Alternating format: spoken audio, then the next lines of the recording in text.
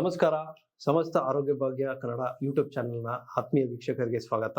ನಾನು ನಿಮ್ಮ ಆಯುರ್ವೇದ ವೈದ್ಯ ಡಾಕ್ಟರ್ ಮಂಜುನಾಥ್ ಡಿ ನಾಯ್ಕ್. ವೀಕ್ಷಕರೇ, ನಾನು ಇವತ್ತಿನ ಸಂಚಿಕೆಯಲ್ಲಿ ನಿಮಗೆ ಡಯಾಬಿಟಿಕ್ ನ್ಯೂರೋಪತಿ ಬಗ್ಗೆ ತಿಳಿಸ್ಕೊಡ್ತೀನಿ. ಏನಿದು ಡಯಾಬಿಟಿಕ್ ನ್ಯೂರೋಪತಿ ಅಂದ್ರೆ?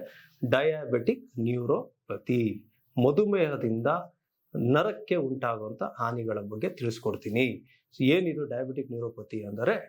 ದೀರ್ಘಕಾಲೀನದಿಂದನೂ ಏನಂದ್ರೆ ಮಧುಮೇಹ ಇರುತ್ತೆ. ಸುಮಾರು 2 ವರ್ಷ, 4 ವರ್ಷ, 6 ವರ್ಷ, 8 ವರ್ಷ, 10-15 ವರ್ಷದಿಂದನೂ ಕೂಡ ಮಧುಮೇಹದಿಂದ ಏನಾಗುತ್ತೆ, ನರಗಳು ಬಲಹೀನಗೊಳ್ಳುತ್ತೆ.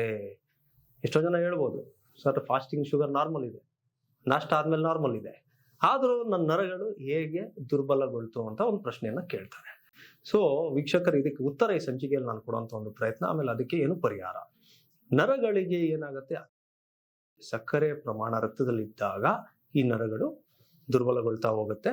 ಸೊ ಏನಿದರ ಲಕ್ಷಣಗಳು ಅಂದರೆ, ಮೊದಲನೇದಾಗಿ ಕೈ ಕಾಲು ಜೋಮು, ಕೈ ಕಾಲು ಉರಿ, ಕೈ ಕಾಲಿನಲ್ಲಿ ಸೂಜಿಯಲ್ಲಿ ಚುಚ್ಚಿದಂತ ಒಂದು ಅನುಭವ, ನೆಲದ ಮೇಲೆ ಕಾಲಿಟ್ಟಾಗ ನಾನು ಬಿಸಿ ಒಂದು ನೆಲದ ಮೇಲೆ ಇಟ್ಟಿದ್ದೀನ ಅಥವಾ ಐಸ್ ಗೆಡ್ಡೆ ಮೇಲೆ ಕಾಲಿಟ್ಟಿನ ಅನ್ನೋ ಒಂದು ಅನುಭವನೇ ಗೊತ್ತಾಗೋದಿಲ್ಲ. ಇದನ್ನೇ ಡಯಾಬಿಟಿಕ್ ನ್ಯೂರೋಪತಿ ಅಂತ ಕರೆಯೋದು. ಇದಲ್ಲದೆ ನೋವು ಕೂಡ ಇರುತ್ತೆ. ಆಮೇಲೆ ಕೆಲವರಿಗೆ ರಾತ್ರಿಯ ವೇಳೆ ಅತಿ ಹೆಚ್ಚಾಗಿ ಪಾದ ಉರಿ ಸ್ಟಾರ್ಟ್ ಆಗುತ್ತೆ, ಅವ್ರಿಗೆ ನಿದ್ದೆನೇ ಬರೋದಿಲ್ಲ. ಬೆಂಕಿ ಕೆಂಡ ಏನೋ ಕಾಲು ತಂದು ಇಟ್ಟಿದ್ರೆ ಅನ್ನೋ ಒಂದು ಅನುಭವ. ನೆಕ್ಸ್ಟ್ ಬಹಳ ಪ್ರಮುಖವಾದ ಇನ್ನೊಂದು ಲಕ್ಷಣ ಏನಂದ್ರೆ, ನಮ್ಮ ಇಂಡಿಯನ್ ಟಾಯ್ಲೆಟ್ ಸಿಸ್ಟಮ್ ಅಲ್ಲಿ ಕೂತ್ ಎದ್ದೇಳುವಾಗ, ಹೆಜ್ಜೆ ಇಡುವಾಗ ಎಲ್ಲಿ ಕಾಲು ಇಡ್ತಿದ್ದಾರೆ ಅನ್ನೋ ಒಂದು ಸೆನ್ಸೇಷನ್ ಇರೋದಿಲ್ಲ. ಇದನ್ನೇ ಆಕ್ಚುಲಿ ಹೇಳೋ ಡಯಾಬಿಟಿಕ್ ನ್ಯೂರೋಪತಿ.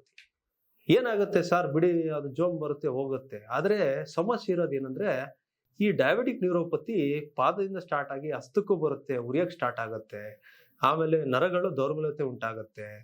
ಆಮೇಲೆ ಏನಾಗುತ್ತೆ, ಸೆಕ್ಸುವಲಿ ಆಕ್ಟಿವ್ ಇರ್ತಾರೆ, ಅವ್ರಿಗೆ ನಿಮಿರುವಿಕೆ ದೌರ್ಬಲ್ಯತೆಗೂ ಕೂಡ ಪ್ರಾರಂಭ ಆಗ್ತಾ ಹೋಗುತ್ತೆ. ಸೊ ಕೆಲವು ಬಾರಿ ಹೆಜ್ಜೆ ಇಟ್ಟಾಗ ಎಲ್ಲಿಡ್ತೀವಿ ಅಂತ ಗೊತ್ತಾಗಲ್ಲ. ಹಾಗಾಗಿ ಏನಾಗೋದು, ಒಂದು ಕಲ್ ಮೇಲೆ ಇಟ್ಬಿಡ್ಬೋದು, ಒಂದು ಮುಳ್ಳನ್ನ ಅವರು ತುಳಿಬಹುದು, ಅಥವಾ ಕಾಲು ಬೆರಳಿಗೆ ಏಟಾದಾಗ ಗೊತ್ತಾಗೋದಿಲ್ಲ. ಆಗೇನ್ ಮಾಡ್ತಾರೆ, ಎಷ್ಟೋ ಪ್ರಸಂಗಗಳಿವೆ, ಸಂಚಿಕೆ ನೋಡ್ತಿರೋರು ಗೊತ್ತಾಗಿರುತ್ತೆ, ಬೆರಳುಗಳನ್ನ ತೆಗ್ಸಿರ್ತಾರೆ. ಯಾಕಂದ್ರೆ ಗ್ಯಾಂಗ್ರೀನ್ ಆಗ್ಬಿಡುತ್ತೆ, ಶುಗರ್ ಇರುತ್ತೆ, ಗಾಯ ಆಗಿರೋದು ಗೊತ್ತಾಗಿರಲ್ಲ, ಉಗುರು ಕಿತ್ತೋಗಿರುತ್ತೆ, ಆಮೇಲೆ ತೂತ್ ತರ ಆಗಿರುತ್ತೆ, ಗೊತ್ತಾಗೋದಿಲ್ಲ ಅವ್ರಿಗೆ. ಸೊ ಹಾಗಾಗಿ ಈ ಡಯಾಬಿಟಿಕ್ ನ್ಯೂರೋಪತಿನ ಅಷ್ಟು ಕಡೆಗಣಿಸಬಾರ್ದು. ಈ ಡಯಾಬಿಟಿಕ್ ನ್ಯೂರೋಪತಿ ಆಗ್ಬಾರ್ದು ಅಂದ್ರೆ ಏನ್ ಮಾಡೋದು? ಸೊ ಮೊದಲನೇದಾಗಿ ನೋಡಿ, ನಮ್ಮ ನರಗಳಿಗೆ ಬೇಕಾಗಿರೋದು ಏನು ವೀಕ್ಷಕರೇ? ಒಂದು ವಿಟಮಿನ್ಸ್, ಮಿನರಲ್ಸ್, ಕ್ಯಾಲ್ಸಿಯಂ, ಪ್ರೋಟೀನ್. ಬಹಳ ಪ್ರಮುಖ ವಿಟಮಿನ್ ಅಂದಾಗ ವಿಟಮಿನ್ B12 ಮತ್ತೆ ವಿಟಮಿನ್ ಡಿ ನಮ್ಮ ನರಗಳಿಗೆ ಅತ್ಯವಶ್ಯಕ. ನಾವು ಸಾಕಷ್ಟು ಪಥ್ಯ ಅಪಥ್ಯಗಳನ್ನ ಹೇಳ್ಬಿಡ್ತೀವಿ, ಇದು ತಿನ್ಬೇಡಿ, ಅದು ತಿನ್ಬೇಡಿ ಅಂತ. ಆಗ ಆ ಒಂದು ಪಥ್ಯ ಅಪಥ್ಯಗಳಿಂದ ಪಾಪ ಪೇಷಂಟ್ಸ್ ಗಳಿಗೆ ಎಷ್ಟೋ ಪೋಷಕಾಂಶ ಇರುವಂತಹ ಆಹಾರಗಳನ್ನ ಬಿಟ್ಬಿಡ್ತಾರೆ. ಆಗ ವಿಟಮಿನ್ B12 ಕೊರತೆ ಉಂಟಾಗುತ್ತೆ. ಕೊರತೆ ಉಂಟಾದಾಗ ನರಗಳು ವೀಕ್ ಆಗ್ತಾ ಹೋಗ್ತವೆ. ಈ ಲಕ್ಷಣಗಳು ಗೊತ್ತಾಗ್ತವೆ. ಎರಡನೇದು ಬಂದ್ಬಿಟ್ಟು ಮಧುಮೇಹ ಬೇರೆ. ಮೂರನೇದು ವಿಟಮಿನ್ ಡಿ, ಬಿಸಿಲು ಹೋಗಲ್ಲ. ನಾಲ್ಕನೇದು ಬಂದ್ಬಿಟ್ಟು ಕ್ಯಾಲ್ಸಿಯಂನ ಕೊರತೆ.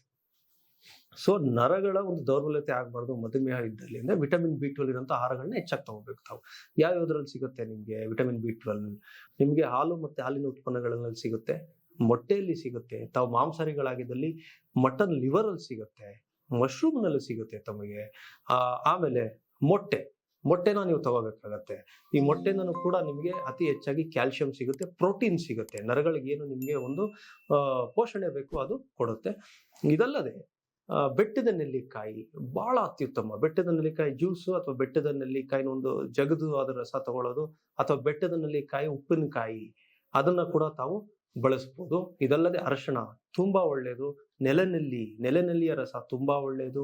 ಇದಲ್ಲದೆ ಸೋರೆಕಾಯಿಯ ಸ್ವರಸ ಅಥವಾ ಬೂದುಂಬಳಕಾಯಿ, ಎರಡು ಒಟ್ಟಿಗೆ ತಗೋಬೇಡಿ. ಬೂದುಂಬಳಕಾಯಿ ಸ್ವರಸ ಖಾಲಿ ಹೊಟ್ಟೆಲಿ ಅಥವಾ ಸೋರೆಕಾಯಿ ಜ್ಯೂಸು ಬೆಳಿಗ್ಗೆ ಮತ್ತೆ ಸಂಜೆ ತಗೊಳ್ಳೋದ್ರಿಂದ ಈ ಕೈ ಕಾಲು ಉರಿ, ಜೋಮು ಇದೆಲ್ಲ ಹೋಗುತ್ತೆ.